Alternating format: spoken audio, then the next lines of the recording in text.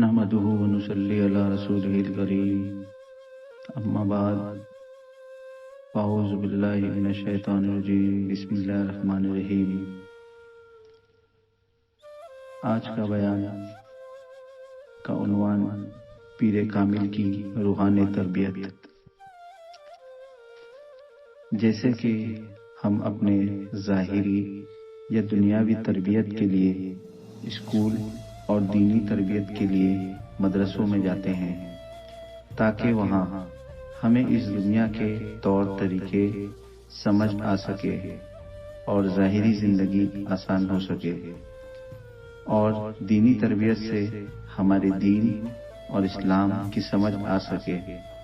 ہمارا دین ہمیں کیا سکھاتا ہے، عبادت کے طریقے، حلال و حرام کی تمیز سکھائی جاتی ہے۔ لیکن ان سب سے باطن میں کوئی ترقی نہیں ہوتی، کوئی بدلاؤ نہیں آتا۔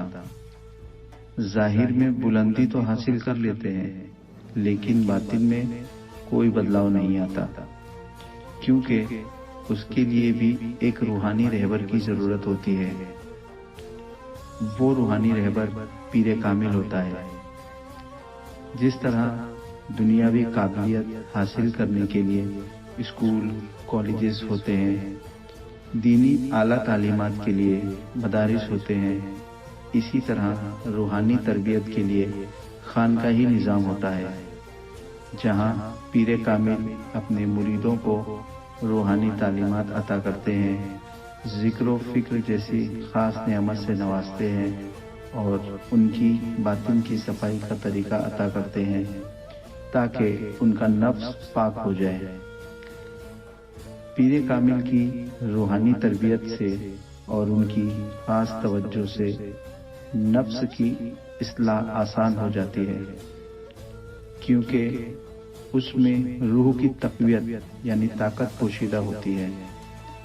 نگاہ پیر و مرشد میں وہ تاثیر ہوتی ہے کہ مرید پیر و مرشد کی توجہ سے سرمست ہو جاتا ہے اور اس کا تعلق عالم جبروت اور ملکوت سے ہو جاتا ہے۔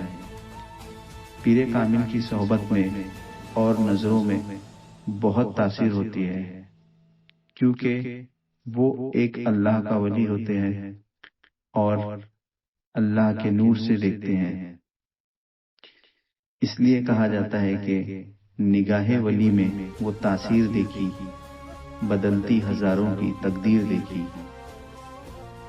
پیر و مرشد کی صحبت مرید کو نفسیات سے دور کرتی ہے اور اس سے مرید کی عقل اور قلب پر پیر کی روحانیت کا اثر ہوتا ہے۔ پیر کامل اپنے مرید کو ذکر سے نوازتے ہیں اور ہوش دردم، نظر بر قدم، سفر در وطن کے سبق سکھاتے ہیں، جو کہ مرید کی نفس کے لیے اکسیر ہوتی ہے، جس سے اس کی نفس کی تربیت ہوتی ہے۔ مرید کہیں بھی ہو، رابطے کے ذریعے وہ پیر کی روحانیت سے دور نہیں ہوتا۔ اسی تربیت اور پیر کامل کی نظر کرم کے طفیل سے بندہ اپنے رب سے نزدیک ہو جاتا ہے اور اسے اللہ سے قرب کی دولت میسر ہوتی ہے۔ سبحان اللہ۔